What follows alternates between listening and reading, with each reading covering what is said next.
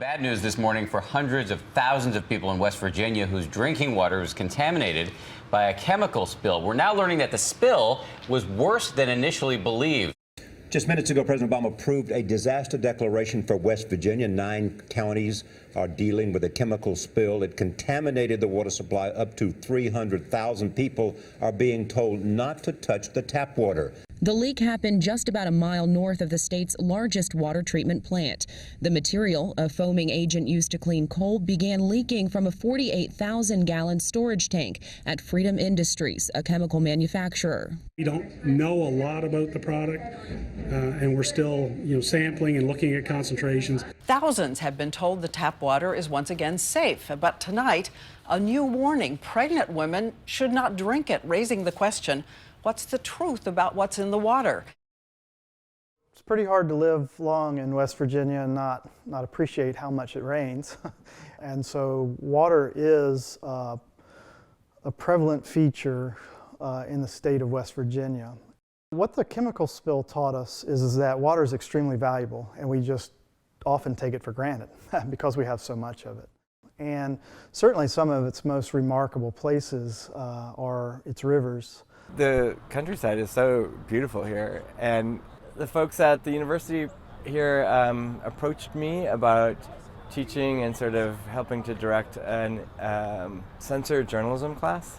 I've been doing some censor journalism projects in the past, and they thought that would be fun. And when we were thinking about what kind of censor journalism to do, water was definitely it. I mean, I think that the history of what happened, right, and 2 years ago, it was definitely top of mind when we chose to look at water and not soil or air or other things.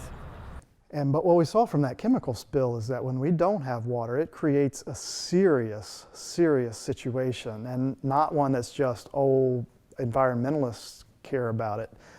Everybody cares about it. Citizens care about it. Businesses care about it. It's wildly important to us.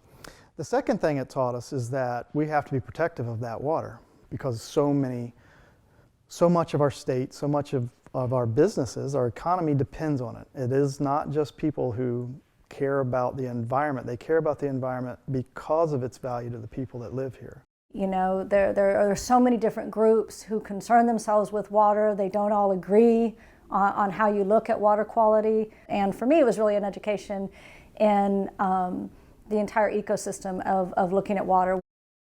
When we were doing Streamlab and looking at the sensors and sort of educating ourselves within the class, our original impetus for that was the chemical spill in Charleston, but it was like opening up a Pandora's box of issues about water, not just in our state, but nationwide, and realizing the sort of precariousness of water quality and the security of water quality.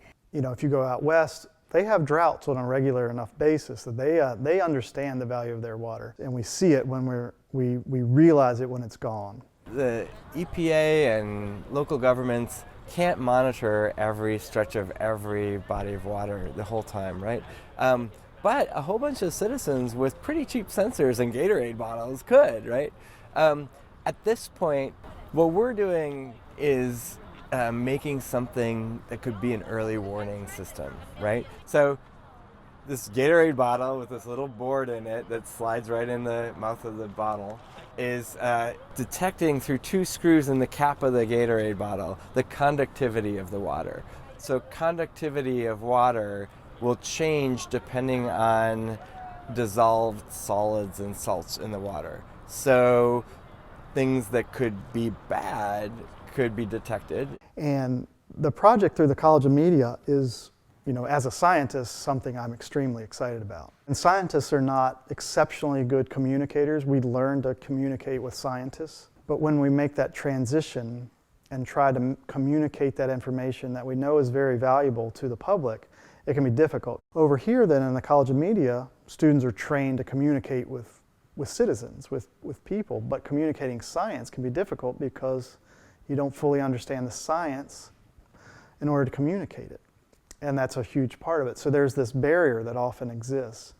I think one of the most empowering aspects of sensors is that it gives individuals power to look at and investigate their community themselves. Because if you look at the power of what citizen journalism did to really give voice to groups that had not been able to speak for themselves. They had to rely on sort of official voices or brands and companies, you know, where it gives rise to things like Arab Spring or Black Lives Matter.